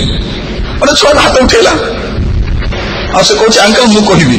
ମୁଁ ଭାବୁଛି କଣ ହେଇଥିବ, ଯେ ପରମେଶ୍ୱର ଆସୁଥିଲେ ହନକଙ୍କ ସହିତ ସାକ୍ଷାତ କରିବା ପାଇଁ, ହନକ ପରମେଶ୍ୱରଙ୍କୁ ଛାଡିବା ପାଇଁ ଯାଇଥିବ। ଆମେ ସେମିତି ଛଡାଛଡି ହଉନା, ଜଣେ ଆସିଲେ ତାକୁ ଛାଡିବା ପାଇଁ ଯୋଉ ଗେଟ୍ ପର୍ଯ୍ୟନ୍ତ, ତ ସେ କଣ ହେଇଥିବ, ଆସିଥିବେ ପରମେଶ୍ୱର, ଇଏ ତାଙ୍କୁ ଛାଡିବା ପାଇଁ ଯାଇଥିବେ। କଥାବାର୍ତ୍ତା ହଉ, ଚାଲୁ ଚାଲୁ ଚାଲୁ ଚାଲୁ ସ୍ୱର୍ଗ ପର୍ଯ୍ୟନ୍ତ ପହଞ୍ଚି ଯାଇଥିବେ। ପ୍ରଭୁ କଣ ବୋଲି କହିଥିବେ, ହନକ ମୁଁ ଆଉ କେତେ ଦିନ ଯିବା ଆସିବା ହଉଥିବି, ତୁମେ ତ ଆସିଗଲଣି, ରହିଯାଅ ବୋଲି କହିଥିବେ, ଆଉ ସେ ରହିଯାଇଥିବ ବୋଲି କହୁଛି। ଏଇଟା ବି ହେଇପାରେ। ତେଣୁ ଯେଉଁମାନେ ପରମେଶ୍ୱରଙ୍କ ସହିତ ଗମନାଗମନ କରନ୍ତି, ସେମାନେ ହିଁ ପରମେଶ୍ୱରଙ୍କ ଗୃହରେ ଯାଇକି ରହିପାରନ୍ତି। ମୋର ପ୍ରିୟମାନେ, ଆମେ ସମସ୍ତେ ଚାହୁଁଛୁ ପରମେଶ୍ୱରଙ୍କ ଗୃହକୁ ପହଞ୍ଚିବା ବୋଲି, କିନ୍ତୁ ପରମେଶ୍ୱରଙ୍କ ସହିତ ଗମନାଗମନ ନ କରି କେମିତି ପରମେଶ୍ୱରଙ୍କ ଘରକୁ ଆମେ ଯାଇପାରିବା? ସେଇଥି ନିମନ୍ତେ ହନକ ମୃତ୍ୟୁ ଭୋଗ ନ କରି ଅନ୍ତର୍ହିତ ହେଲେ। ଏବେ ସେ ସମୟଟା ଆସୁଛି, ଆମମାନେ ମଧ୍ୟ ମୃତ୍ୟୁ ଭୋଗ କରିବା ନାହିଁ। ସମସ୍ତେ ମରିବା ନାହିଁ, ମରିବା ପାଇଁ ବ୍ୟସ୍ତ ହୁଅନ୍ତୁନି। ବେଳେ ବେଳେ ଆମେ ସମସ୍ତେ କହୁଛୁ ମୁଁ ମରିଯିବି, ଯଦି ପୁଅ ଧୋକା ଦେଲା ମରିଯିବି, ପୁଅ ଝିଅ ଯତ୍ନ ମାନେ ମରିଯିବି, ପ୍ରମୋସନ ହେଲା ନାହିଁ ମରିଯିବି, ଯଦି କଣ ରୋଗ ବାହାରିଲା ମରିଯିବି। କାହିଁକି ମରିବୁ? ଦେହ ଅଛି ତ ରୋଗ ଆସିବ ନା, ନାଇଁ ଇଞ୍ଜିନ ଖରାପ ହବ ନା ନାହିଁ, ଲାଇଫ ଲଙ୍ଗ ଚାଲିଥିବ କି ବିନା ରିପେୟାରରେ, ଟିକେ ସମସ୍ୟା ଥିବ। ସେଥିପାଇଁ ବ୍ୟସ୍ତ ହେବା ଦରକାର ନାହିଁ। ଆମେ ଯୋଉ ସ୍ଥାନକୁ ଯାଉଛେ ସେଇଠି ଟେନସନ ନଥିବ। ଆଜିକାଲି ସବୁ ରୋଗ ତ କମନ ହେଇଗଲାଣି, କିଛି ନୁହଁ, ସେଥିପାଇଁ ବ୍ୟସ୍ତ ହେବାର ଆବଶ୍ୟକ ନାହିଁ ମତେ। କିନ୍ତୁ ଆମେ ଅନନ୍ତ ଗୃହରେ ପହଞ୍ଚିବା ପାଇଁ ହେଲେ ପରମେଶ୍ୱରଙ୍କ ସହିତ ଗମନାଗମନ କରିବାକୁ ପଡିବ। ଆଜିର ଟେନସନ ସେଇଟା। ସେ ହନକ ଅନ୍ତର୍ହିତ ହେଇକରି ଗଲେ, ସେ ମୃତ୍ୟୁ ଭୋଗ କଲେ ନାହିଁ। ଆଉ ଯଦି ଆପଣମାନେ ମଧ୍ୟ ପ୍ରଭୁ ଯୀଶୁ ଖ୍ରୀଷ୍ଟଙ୍କ ସହିତ ଯଦି ମେଘମାଳାକୁ ନୀତ ହେବା ପାଇଁ ଚାହାନ୍ତି, ତାହେଲେ ପରମେଶ୍ୱରଙ୍କ ସହିତ ଗମନାଗମନ କରିବା ଦରକାର। ଯେଉଁମାନେ ପରମେଶ୍ୱରଙ୍କ ସହିତ ଗମନାଗମନ କରନ୍ତି, ସେମାନେ ହିଁ ସେ ଉର୍ଦ୍ଧାନ୍ତରର ଅଂଶ ହେଇପାରିବେ। ଗୋଟେ ହଉଛି ରେପ୍ଚର ବୋଲି କୁହାଯାଉଛି, ଗୋଟେ ହଉଛି ରେପ୍ଚର, ଆଉ ଗୋଟେ ହଉଛି କ୍ୟାପଚର। ଦୁଇଟା ୱାର୍ଡ। ରେପ୍ଚର, ଯେଉଁମାନେ ରେପ୍ଚରରେ ଯିବେ ନାହିଁ, ସେମାନେ କେତେ ହେଇଯିବେ ଆଉ ତାପରେ ମୃତ୍ୟୁ ପ୍ରାର୍ଥନା କରିବେ ତାପରେ ଆହୁରି ଦୁନିଆ ଷ୍ଟୋରି କହିଲେ କିଛି କାମକୁ ଦେବ ନାହିଁ ସେଦିନ ସେ ଧନୀରେ ନରକରେ ପ୍ରାର୍ଥନା କରୁଛି ଯଦି ବାହାରେ ପ୍ରାର୍ଥନା କରୁଥିଲେ ରକ୍ଷା ପାଇଯାଇଥାନ୍ତା ସେଇଠି ଯାଇ ପ୍ରାର୍ଥନା କରୁଛି ବିନତି ଅନୁରୋଧ କରୁଛି ଏଠି କୋଉଠି ପ୍ରାର୍ଥନା କରିବ ଏଠି ତ ଭେରାଇଟି ପାଣି ପିଇଲା ବେଳକୁ ତାର ନିଶା ଭାଙ୍ଗୁନାହିଁ ତାର ସେଇଠି ପାଣି ମାଗୁଛି କାହାର ଲାଜ ଟାଣିକି ପାଣି ଦେବ ଭାବୁଛି ତାର ଚାକର ବୋଲିକରି ସେଠି ଏମିତିକା ଗରମ ସେଠି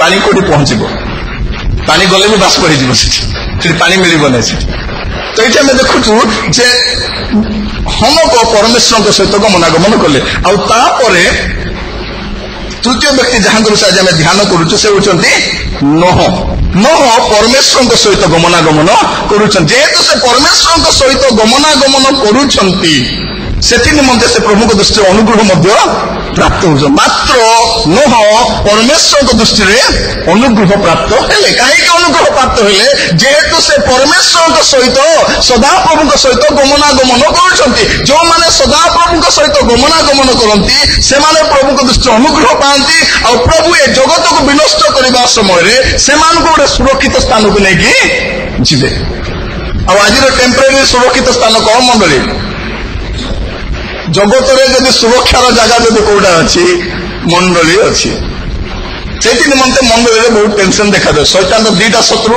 ଗୋଟେ ହଉଛି ଖ୍ରୀଷ୍ଟିଆନ ମଣ୍ଡଳୀ ଆଉ ଗୋଟେ ହଉଛି ଖ୍ରୀଷ୍ଟିଆନ ପରିବାର ସେ ଚେଷ୍ଟା କରିବ ଏ ଦୁଇଟାକୁ କେମିତି ହେଲେ ଟିକେ ହନ୍ତସନ୍ତ କରିବ ବୋଲି କିନ୍ତୁ ବାଇବଲରେ ଲେଖାଯାଏ ଯେ ନରକର ବଳ ମଣ୍ଡଳୀ ବିରୁଦ୍ଧରେ এটা মন্ত্রী কথা লেখা নাই মন্ত্রী কি রাজা কথা লেখা নাই নরকর যেତିকি বল ଅଛି যদি ସବୁ বল ମିଶିକି ବି ଆସିବ ସେ ମଣ୍ଡଳୀର କିଛି କରିପାରିବ ନାହିଁ କାରଣ ମଣ୍ଡଳୀର ମସ୍ତକ ଜିନ୍ଦାବାଦ ସେ ବଞ୍ଚିଥିବା ଯାଏ କିଛି ହେବ ନାହିଁ ପ୍ରଭୁ ଯୀଶୁ ଖ୍ରୀଷ୍ଟ ଥିବା ପର୍ଯ୍ୟନ୍ତ ମଣ୍ଡଳୀର କେହି କିଛି କରିପାରିବନି ଏମିତି କେତେ ରାଜା ଆସିଲେ କେତେ ଗଲେ ଏଇଟା ଖାଲି ମାମୁଲି ପେପର ଭଳିଆ ଦେଖାଯାଉଛି ଏଇଟା କଣ ଖାଲି ପେପର ଭଳିଆ ଦେଖାଯାଉଛି ଆକୁ ପୁଡେଇକି ନଷ୍ଟ କରିବା ଲୋକ ସବୁ ନଷ୍ଟ ହେଇଗଲେ ପେପର ଆଜି ଯାଏ ଅଛି ଆଉ ବାଇବଲର ପରମେଶ୍ୱର ବାସ୍ତବ ପରମେଶ୍ୱର ଅଟନ୍ତି ତ ଏଠି ଆମେ ଦେଖୁଛୁ ଯେ ସେ ପରମେଶ୍ୱରଙ୍କ ସହିତ ଗମନାଗମନ କଲେ ତେଣୁ ସେ ପ୍ରଭୁଙ୍କ ଦୃଷ୍ଟିରେ ଅନୁଗ୍ରହ ପ୍ରାପ୍ତ ହେଲେ ଯଦି ଆପଣ ଦେଖିବେ ପ୍ରକାଶିତ ବାକ୍ୟ ତାର 2 ପର୍ବ 1 ପଦରେ ଯେ ପ୍ରଭୁ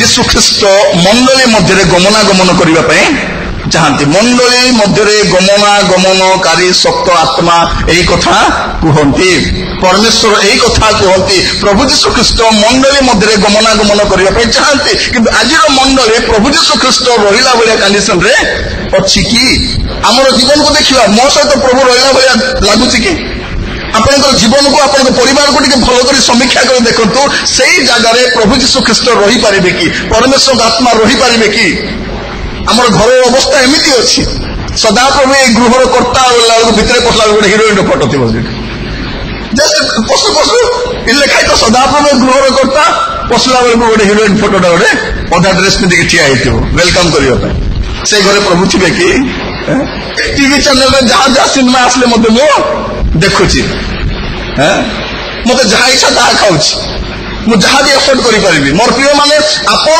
ଆଉ ମୁଁ ଏଡଜଷ୍ଟ ହେଇପାରିବା କିନ୍ତୁ ସ୍ୱର୍ଗର ପରମେଶ୍ୱର କେବେ ଏଡଜଷ୍ଟ ହୁଅନ୍ତି ନାଇଁ ଆଉ ଚଳିବ ମୋ ସ୍ତ୍ରୀ ଥିଲେ ଆଉ ଜଣଙ୍କ ସହିତ ଫୋନରେ ଟିକେ ଗପସପ କଲେ ବି ଚଳିବ ଏଇଟା ଦେଖିଲେ ଚଳିବ ସେଇଟା ଖାଇଲେ ଚଳିବ ଅମୁକ ଚଳିବ ବୋଲି ଜୀବକୁ ଲମ୍ବାଇ ଚଳିବ ବୋଲି କହୁଛୁ ନା କି ଏଇଟା ଆପଣଙ୍କ ପାଇଁ ମୋ ପାଇଁ ଚଳିବ କିନ୍ତୁ ସ୍ୱର୍ଗର ପରମେଶ୍ୱରଙ୍କ ପାଇଁ ଚଳିବ ଆଇଦର ପ୍ରଭୁ ହେଲେ ଥିବାର ଅଛି ନହେଲେ ସବୁ ହେଲେ ଆମେ କଣ କରୁଛୁ ଟିକେ ଜାଗା ବନେଇ ଦେଉଛୁ ପ୍ରଭୁ ଆପଣଙ୍କ ପାଇଁ ମଧ୍ୟ ଟିକେ ସ୍ପେଶାଲ ଜାଗା ଅଛି ଆପଣ ବି ରୁହନ୍ତୁ ରହିବେ କି ଆପଣଙ୍କ ଜୀବନକୁ ଟିକେ ସମୀକ୍ଷା କରି ଦେଖନ୍ତୁ ମୋର ପ୍ରିୟ ମାନେ ମୋ ନିଜ ଜୀବନକୁ ସମୀକ୍ଷା କରିକି ଦେଖେ ଆମର ଜୀବନ ଯେମିତିକା ଅଛି ପ୍ରଭୁ ଥିଲା ଭଳିଆ ଲାଗୁଛି କି ସେଇଥିପାଇଁ ତ ସମସ୍ୟା ହଉଛି ନା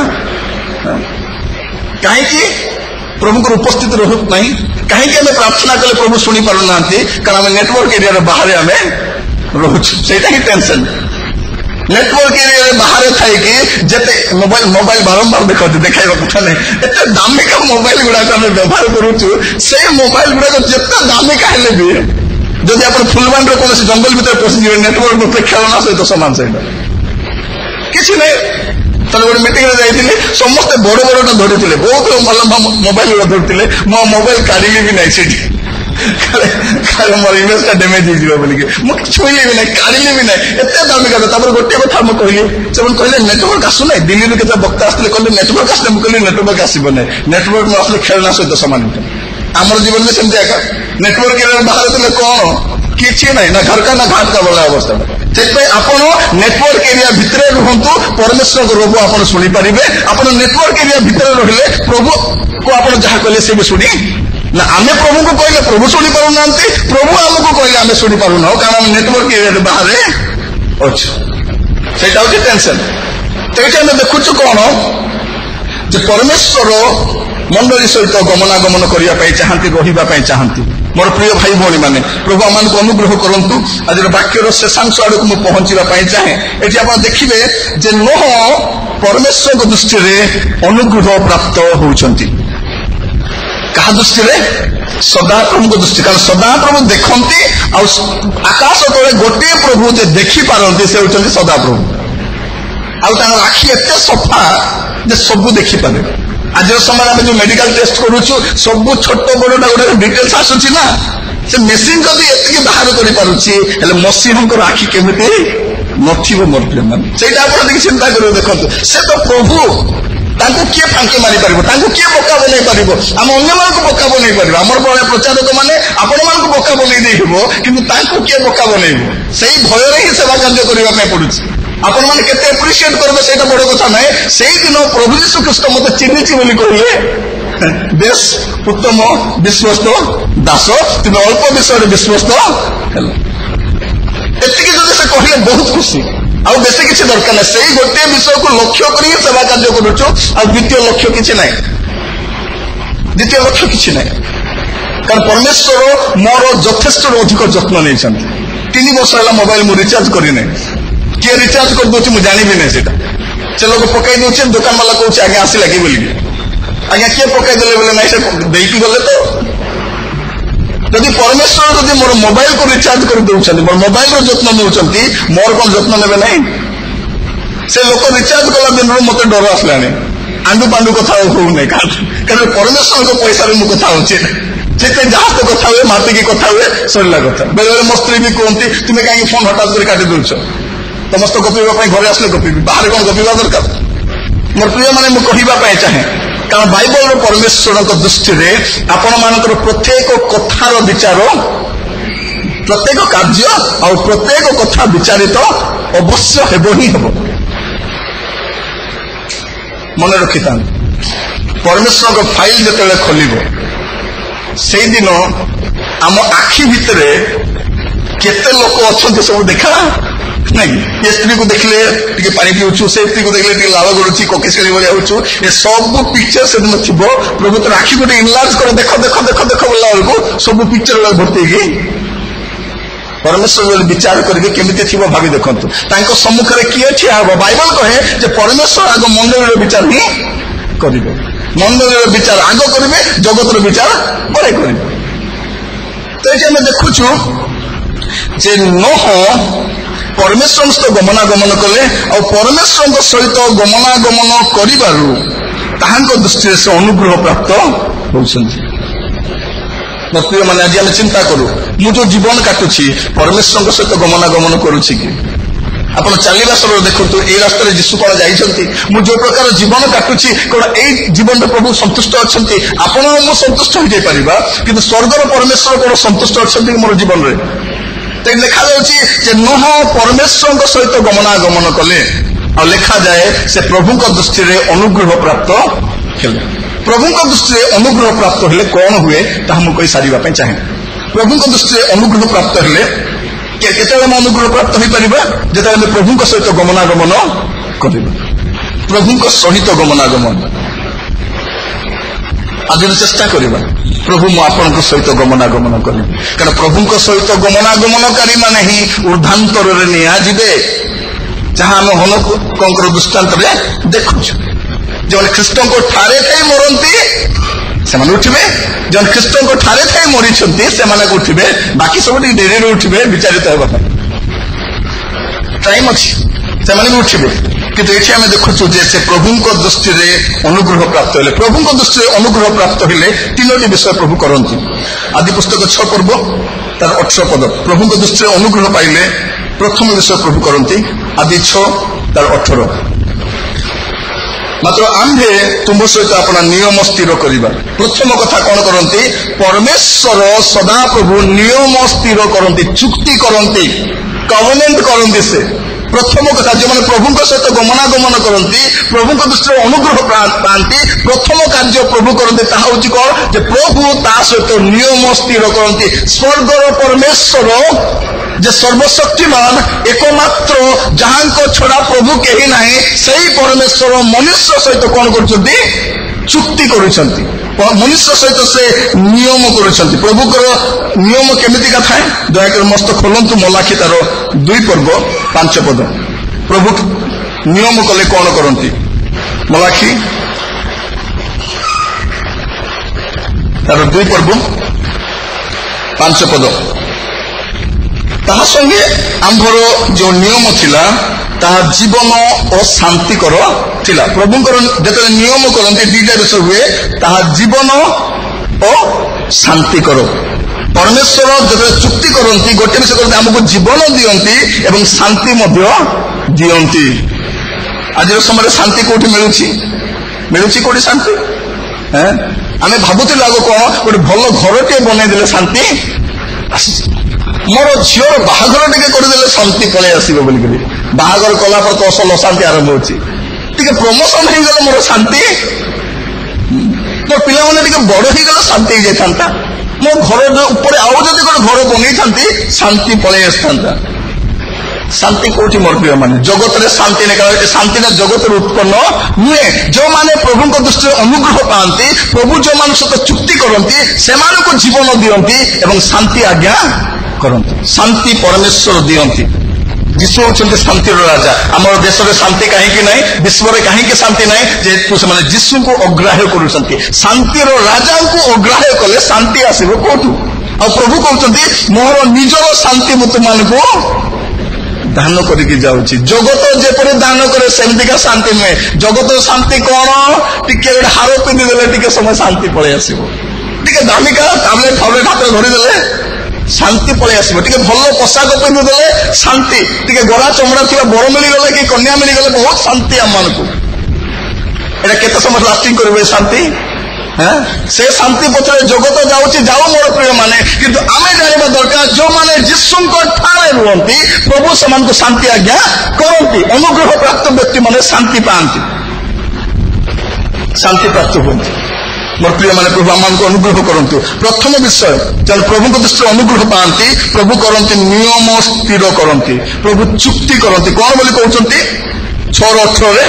ମାତ୍ର ଆମ୍ଭେ ତୁମ ସହିତ ଆପଣ ନିୟମ ସ୍ଥିର କରିବା, ତୁମ୍ଭେ ଆପଣ ପୁତ୍ରମାନଙ୍କୁ ଓ ଭାର୍ଯ୍ୟା ଓ ପୁତ୍ରବଧୂ ମାନଙ୍କୁ ସାଙ୍ଗରେ ଘିନି ଜାହାଜରେ ପ୍ରବେଶ କରିବ। ଜାହାଜରେ ପ୍ରବେଶ କରିବ। ପରମେଶ୍ୱର ଜଗତକୁ ବିନଷ୍ଟ କରିବା ସମୟରେ ନୋହଙ୍କ ପାଇଁ ଗୋଟେ ଖୁସଖବରି ଦଉଛନ୍ତି, ଯେହେତୁ ତୁମେ ମୋ ସହିତ ଗମନାଗମନ କଲ, ତୁମେ ମୋ ଦୃଷ୍ଟିରେ ଅନୁଗ୍ରହ ପାଇଲ, ସେଥିପାଇଁ ତୁମ ପରିବାର, ତୁମ ପିଲାମାନଙ୍କ ପାଇଁ ମୁଁ କଣ କରିବି? ଗୋଟେ ଜାହାଜ ପ୍ରସ୍ତୁତ କରୁଛି, ସେଇଠି ତୁମେ ପ୍ରବେଶ କରିବ। ଜାହାଜରେ ପ୍ରବେଶ କରିବ ସେତିକି ନୁହେଁ, ଜାହାଜରୁ ବାହାରିକି ମଧ୍ୟ ତୁମେ ଆସିବ। ସେ ଜାହାଜ ହେଉଛି ଆଜିର ସମୟରେ ମଣ୍ଡଳୀକୁ କହିହେବ। ଅନେକ ଲୋକ କଣ କରନ୍ତି? ଜାହାଜରେ ପ୍ରବେଶ କରନ୍ତି ଆଉ ଛୋଟପଟ ହୋଇ ପଳେଇବା ପାଇଁ ଚେଷ୍ଟା କରନ୍ତି। ଏଇ ମଣ୍ଡଳୀକୁ ମୁଁ ଯିବି ନାହିଁ, ସେ ମଣ୍ଡଳୀକୁ ଯିବି, ସେଇଠି ପଳେଇବି, ଏଇଠି ପଳେଇବି, ଏ ଝାମେଲା କରନ୍ତି। ନୋହଙ୍କ ବିଷୟରେ ଟିକେ ଚିନ୍ତା କରି ଦେଖନ୍ତୁ କେମିତିକା ପରିସ୍ଥିତି ଥିବ ସେଠି। ସେଇଠି ବାଘ, ସେଇଠି ଭାଲୁ, ସେଇଠି ଠେକୁଆ, ସେଇଠି ହରିଣ, ସେଇଠି ସବୁ ବନ୍ୟଜନ୍ତୁ, ସେଇଠି ଏମାନେ ବି ଅଛନ୍ତି। ଏ କାହା କରୁଛି, ସେ ମାହା କରୁଛି, ସବୁ ଝଗଡା ହଉଛନ୍ତି, ଦୁର୍ଗନ୍ଧ, ସବୁ ପରିସ୍ରା, ଝାଡା ପରିସ୍ରା କରୁଛନ୍ତି। ଏ ପ୍ରକାର ହିଂସ୍ର ଜନ୍ତୁ ମାନଙ୍କ ସହିତ ଇଏ ଅଛନ୍ତି। କିଏ? ପାଳକ ବାବୁ ଆରାମରେ ଅଛନ୍ତି ସେଠି, କିନ୍ତୁ ଏମାନେ ଝଗଡାଝାଟି ଚାଲିଛି ଏଠି। ମୋର ପ୍ରିୟ ମାନେ, ମୁଁ କହିବା ପାଇଁ ଚାହେଁ, ଏଇଟା ହଉଛି ଜାହାଜର ଅବସ୍ଥା। ମଣ୍ଡଳୀରେ ଏ ପ୍ରକାର କ୍ୟାରେକ୍ଟର ଲୋକମାନେ ସବୁ ରହିଥିବେ ଆଉ ସେମାନଙ୍କୁ ପାଳକ ମାନେ ବହନ କରିକି ଯିବାକୁ ପଡିବ। ସେଇଥିପାଇଁ ପାଳକ ମାନଙ୍କ ଟେନସନ ବେଶୀ, ବିପି, ହାଇ ବିପି କି ସୁଗାର। ପ୍ରଭୁଙ୍କୁ ଧନ୍ୟବାଦ ଦିଏ, ପ୍ରଭୁ ମତେ ପାଳକ କରୁନାହାନ୍ତି, ପ୍ରଚାର କରି ଛାଡିବେନି। କାରଣ ଜାଣିଛନ୍ତି ତୁ ପଳେଇବୁ, ତ ଦେଖିଲା ବେଳକୁ ତ ଯେମିତି ଅଛୁ। ଯଦି ଆଉ ପାଳକ ହେଲୁ ବୋଲି କହିଲେ ଖୁବ ଶୀଘ୍ର ତୋର ଆଗମନ ହେଇଯିବ। ସେଥିପାଇଁ ପାଳକମାନଙ୍କ ପାଇଁ ବିଶେଷ ପ୍ରାର୍ଥନା କରିବା ଦରକାର। ଏଇଠି ଆମେ ଦେଖୁଛୁ ଏମାନଙ୍କର ଯତ୍ନ ନେଇକି ଯାଉଛନ୍ତି ଆଉ ସେଇଠି ଏମାନେ ରହିଛନ୍ତି। କିନ୍ତୁ ଜାହାଜରେ ପ୍ରବେଶ କରିବାର ସମୟ ଯେମିତି ଅଛି, ବାହାରିବାର ସମୟ ମଧ୍ୟ ଅଛି। ଗୋଟେ ଦିନ ଆମେ ମଣ୍ଡଳୀରେ ଅଛୁ ମୋର ପ୍ରିୟ ମାନେ, ପ୍ରଭୁ ଯୀଶୁ ଖ୍ରୀଷ୍ଟ କଣ ବୋଲି କହିବେ? ମଣ୍ଡଳୀକୁ କହିବେ ତୁମେ ବାହାରି ଆସ।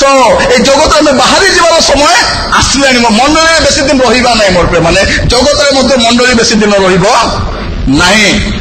କାରଣ ମଣ୍ଡଳୀ ଜଗତର ଅବସ୍ଥା ଆମେ ଦେଖିବା ସମୟରେ ଜାଣିପାରୁଛୁ ମଣ୍ଡଳୀ ଜଗତରେ ବହୁତ ଦିନ ରହିବ ନାହିଁ। ମଣ୍ଡଳୀର ଯିବାର ସମୟ ହେଇଗଲାଣି। ଆପଣ ସେଇ ମଣ୍ଡଳୀର ସଭ୍ୟ କି ଯୋଉ ମଣ୍ଡଳୀ ଖ୍ରୀଷ୍ଟଙ୍କ ସହିତ ମେଘମାଳାରେ ସାକ୍ଷାତ କରିବା ପାଇଁ ଯାଉଛି, ସେଇ ମଣ୍ଡଳୀର ସଭ୍ୟ କି? ତ ଏଇଠି ଆମେ ଦେଖୁଛୁ ଯେ ପରମେଶ୍ୱର ଚୁକ୍ତି କଲେ। ଆଉ ଦ୍ୱିତୀୟ ବିଷୟ କଣ କରୁଛନ୍ତି? ଅନୁଗ୍ରହ ପ୍ରାପ୍ତ ହେଲେ ଦ୍ୱିତୀୟ ବିଷୟ ପ୍ରଭୁ କରନ୍ତି। ଆଦି ପୁସ୍ତକ ତାର 7 ପର୍ବ 1 ପଦ। ଅନନ୍ତର ସଦାପ୍ରଭୁ ନୋହଙ୍କୁ କହିଲେ, ତୁମେ ସପରିବାରରେ ଜାହାଜରେ ପ୍ରବେଶ କର। ପ୍ରଥମଟା ପ୍ରଭୁ ନିୟମ ସ୍ଥିର କରୁଛନ୍ତି, ଆଉ ଦ୍ୱିତୀୟରେ ସୁରକ୍ଷା ଆଜ୍ଞା କରୁଛନ୍ତି। ଯେଉଁମାନେ ପ୍ରଭୁଙ୍କ ଦୃଷ୍ଟିରେ ଅନୁଗ୍ରହ ପାଆନ୍ତି, ପ୍ରଭୁଙ୍କ ସହିତ ଗମନାଗମନ କରନ୍ତି, ପ୍ରଥମ ବିଷୟ ପ୍ରଭୁ ଚୁକ୍ତି କରନ୍ତି ସେମାନଙ୍କ ସହିତ। ଦ୍ୱିତୀୟ ବିଷୟ ପରମେଶ୍ୱର ସୁରକ୍ଷା ଦିଅନ୍ତି। ଚାରିଆଡେ ଯାହା ବି ହଉନା କାହିଁକି, ପରିସ୍ଥିତି ଯାହା ହଉନା କାହିଁକି, ଚତୁଃପାର୍ଶ୍ୱରେ ଯାହା ବି ଘଟୁନା କାହିଁକି, ପ୍ରଭୁଙ୍କ ଦୃଷ୍ଟିରେ ଅନୁଗ୍ରହ ପାଇଥିବା ଲୋକମାନେ ସୁରକ୍ଷାରେ ବାସ କରିବେ, ସୁରକ୍ଷିତ ରହିବେ। ମୋର ପ୍ରିୟମାନେ, ଯଦି ଆପଣମାନେ ସୁରକ୍ଷିତ ରହିବା ପାଇଁ ଚାହାନ୍ତି, ପ୍ରଭୁଙ୍କ ସହିତ ଗମନାଗମନ କରନ୍ତୁ।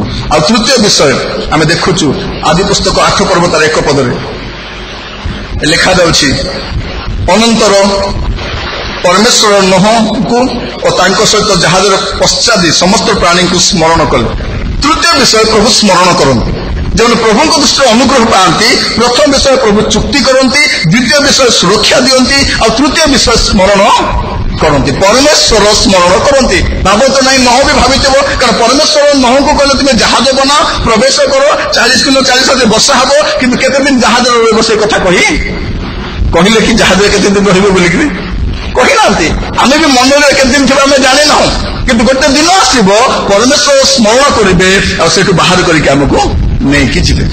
କିନ୍ତୁ ମଣ୍ଡଳୀ ଦ୍ୱାର ଖୋଲି ବାହାରିବା ସମୟରେ ଗୋଟେ ଘଟଣାଟା ଆମେ ଦେଖୁଛୁ। ଆଦି ପୁସ୍ତକ ତାର 8 ପର୍ବ 6 ପଦ। ଅନନ୍ତର ଆଉ 40 ଦିନ ଉତ୍ତାରେ ନୋହ ସ୍ୱନିର୍ମିତ ଜାହାଜର ଝରକା ଫିଟାଇ ଗୋଟିଏ ଡାମରା କାଉକୁ ଉଡ଼େଇ ଦେଲେ। ତହିଁରେ ପୃଥିବୀରେ ଜଳ ଶୁଷ୍କ ହେବା ପର୍ଯ୍ୟନ୍ତ ସେ ଏଣେ ତେଣେ ଗତାୟତ କଲା ବୋଲି ଲେଖାଯାଉଛି। ଜାହାଜ ଭିତରେ 2ଟା କ୍ୟାରେକ୍ଟର ଲୋକ ଅଛନ୍ତି। ଗୋଟେ କଣ? ଡାମରା କାଉ, ଆଉ ଗୋଟେ ହଉଛି କାପ୍ତାନ। ମୋ ସମ୍ବାଦ ଶେଷ କରିବା ପୂର୍ବରୁ କହିବା ପାଇଁ ଚାହେଁ, ଆଜି ମଧ୍ୟ ମଣ୍ଡଳୀରେ 2 ପ୍ରକାର ଲୋକ ଦେଖିବେ। ଗୋଟେ ହଉଛି ଡାମରା କାଉ ଭଳିଆ। ଯେତେବେଳେ ସେ ଜଗତ ମଧ୍ୟରେ ଯିବ ଆଉ ଫେରିକି ମଣ୍ଡଳୀକୁ ଆସିପାରିବ, କାରଣ ଜଗତ ଏତେ ଆକର୍ଷଣ, ସେ ସଢା, ସେ ଦୁର୍ଗନ୍ଧ, ସେ ଆବର୍ଜନା ଯୁକ୍ତ ଖାଦ୍ୟ ତାକୁ ଏତେ ବଢିଆ ଲାଗୁଛି, ସେ ଜାହାଜକୁ ଭୁଲି ଯାଉଛି, ସେ ନୋହଙ୍କର ଯତ୍ନକୁ ଭୁଲି ଯାଉଛି। ସେ ଜଗତର ଆଜି ସବୁଠୁ ଅଧିକାଂଶ ଖ୍ରୀଷ୍ଟ ବିଶ୍ୱାସୀ ମାନେ ଜଗତରେ ଏମିତି ଛନ୍ଦି ହେଇଛନ୍ତି, ଏମାନେ ହଉଛନ୍ତି ଡାମରା କାଉ ଗୁଡାକ। ଡାମରା କାଉ କଣ କରିବ? ସେ ଆବର୍ଜନା ଯୁକ୍ତ ଖାଦ୍ୟ, ଏ ପାରମାର୍ଥିକ ଅମିଶ୍ରିତ ଦୁଗ୍ଧ ତାକୁ ଦରକାର ନାହିଁ, ଏ ପରମେଶ୍ୱର ଆହାର ତାକୁ ଦରକାର ନାହିଁ, ପରମେଶ୍ୱର ଶିକ୍ଷା ତାକୁ ଦରକାର ନାହିଁ। ତାକୁ କଣ ଦରକାର? ଜଗତ ଦରକାର। ସେ ମାତିଛି ଜଗତ ପଛରେ। ଏଇଟା ହଉଛି ଗୋଟେ କ୍ୟାରେକ୍ଟର। ଆଉ ଗୋଟେ କ୍ୟାରେକ୍ଟର କଣ? ଆପଣ 9 ପଦରେ ଦେଖିବେ।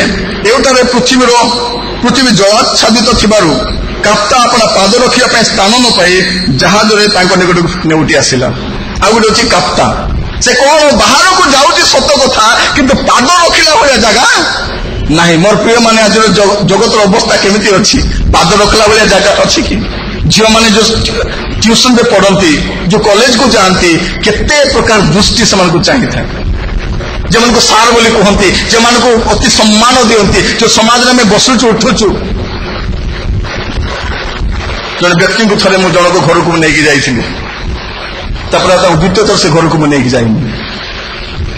ଗଲା ପରେ ସେ ସ୍ତ୍ରୀ ଲୋକମାନଙ୍କୁ ଯେମିତି ଅନାଉଛନ୍ତି, ତୁମକୁ ମୁଁ ଡାକି ନେଇଛି, ତୁମେ ବସିବ, ପ୍ରାର୍ଥନା କରିବ, ଚାହା ପିଇବ, ଧନ୍ୟବାଦ ଦେବେ, ପଳେଇ ଆସିବ, ତୁମେ ସରିଲା କଥା। ଯାଇକି ତଳକୁ ଉପରକୁ, ମୁଁ କହିଲି ଏ ଲୋକ ମୋ ସହିତ ଦ୍ୱିତୀୟ ଥର କୌଣସି ଘରକୁ ଯିବ?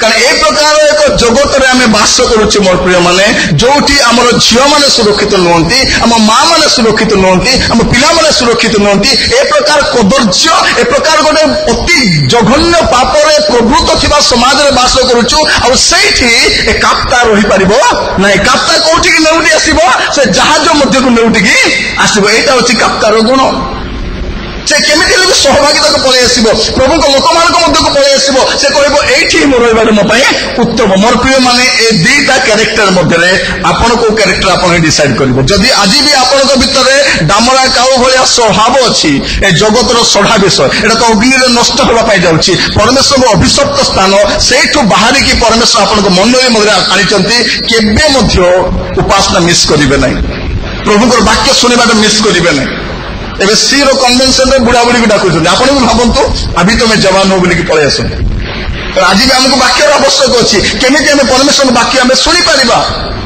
किंतु एठी देखुछु सेही जहाज रे अछंती प्रतिपालित होइचंती से भी प्रभु खाई के आसुची से भी बपतिस्मा नै के आसीची किंतु एबे मातीची कोठी से लोकना दामरा को कोठी अछि जगत रे चर्च कहीं आसिल ना 1000टा रीजन बताइबे आसी थांती जे बाबा बाबा मुंडटा एमिति बिंधिला जे मुंडरे के गोटे हातुड़ी बाड़ेला भलिया लागुतला कहीं आसले नै भौणी अबा कोन कहिबे पारो तो बाबू मोर अंटा बिंधाटा बाबा टीवी देखला और कोनटा बिंधा हो नै बाहागर भोजी खाइला और कोनटा बिंधा हो नै काल डुबन भोजी खाइला और कोनटा बिंधा हो नै चौथ असला और कोनटा बिंधा होछि टीवी पाखरे बसले किछि टेंशन नै कोन करबो मोर आखि टिके देखा जाउनी तो बाइबल पढ़ी पारुनी टीवी मात्र तो के दुस्ती बसन हां एटा मोर प्रिय मन सब पई बहाना फिट अछि परमेश्वर सब बहाना देखुचंती प्रिय माने बाहिनी भूत जीशु को नाम रे पळेबो कि ख्रिस्टियन मान को जो बहाना भूत धरिछि ए बहाना भूत केबे छाड़िबो किए छड़ाइबो ए बहाना भूत सब पई गोटे बहाना दान देव समय देई थांती जे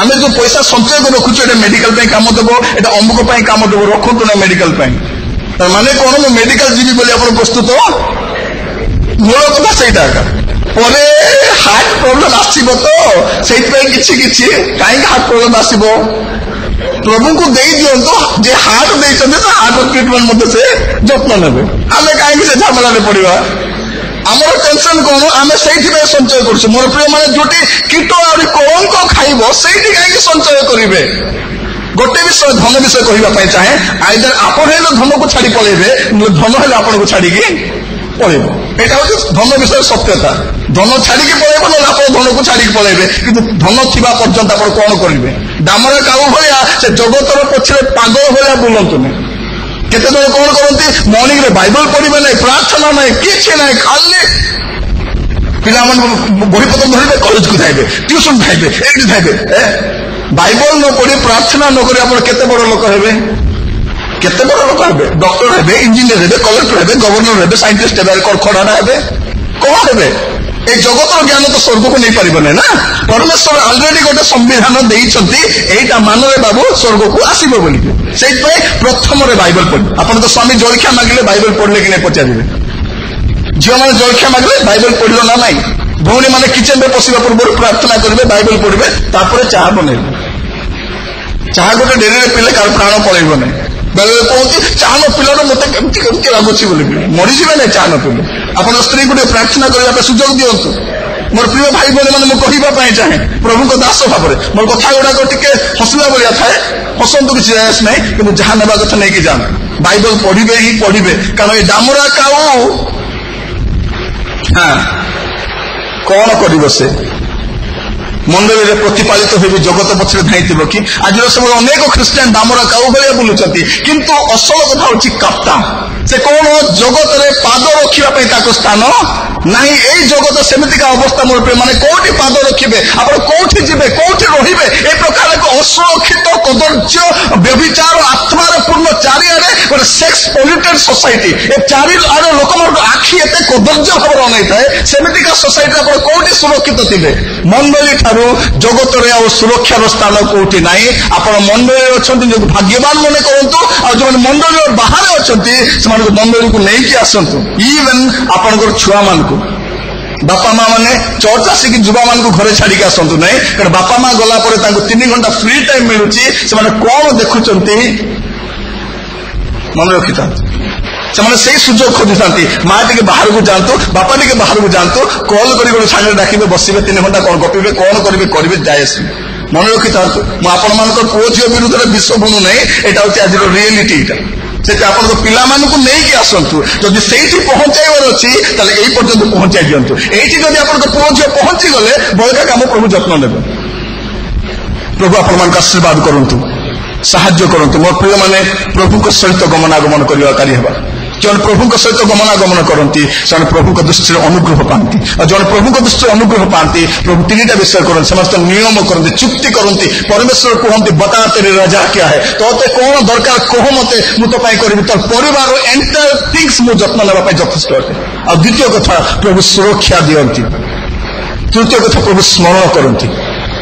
ଅନୁଗ୍ରହ ପ୍ରାପ୍ତ ହେଲେ ପ୍ରଭୁଙ୍କ ସହିତ ଗମନାଗମନ କରିବା ପାଇଁ ଆସୁ ଆମେ ପ୍ରାର୍ଥନାର ସହିତ ନିଜକୁ ସମର୍ପଣ କରିବା। ମୁଁ ପାଳକ ମହାଶୟଙ୍କୁ ଅନୁରୋଧ କରିବି ସେମାନଙ୍କ ପାଇଁ ପ୍ରାର୍ଥନା କରିବେ। ସେ ପ୍ରାର୍ଥନା କରିବା ସମୟରେ ଆମେ ସମସ୍ତେ ନିଜ ନିଜକୁ ସମର୍ପଣ କରୁଥିବା। ମୋର ପ୍ରିୟମାନେ, ଏବେ ପର୍ଯ୍ୟନ୍ତ ଆମେ ଯେମିତିକା ଜୀବନ କାଟିଲୁ, ଯୁଆଡେ ଗଲୁ ଆମକୁ ଯାହା ଇଚ୍ଛା ତାହା କଲୁ, କିନ୍ତୁ ଆଜିଠାରୁ ପରମେଶ୍ୱରଙ୍କ ସହିତ ଗମନାଗମନ କରିବା। ଯଦି ପରମେଶ୍ୱରଙ୍କ ରାଜ୍ୟରେ ଗୃହୀତ ହେବା ପାଇଁ ଚାହୁଁଛନ୍ତି, ପରମେଶ୍ୱରଙ୍କ ସହିତ ମେଘମାଳାରେ, ପ୍ରଭୁ ଯୀଶୁଖ୍ରୀଷ୍ଟଙ୍କ ସହିତ ମେଘମାଳାରେ ନୀତ ହେବା ପାଇଁ ଚାହୁଁଛନ୍ତି, ତାହେଲେ ପ୍ରଭୁଙ୍କ ସହିତ ଗମନାଗମନ କରନ୍ତୁ।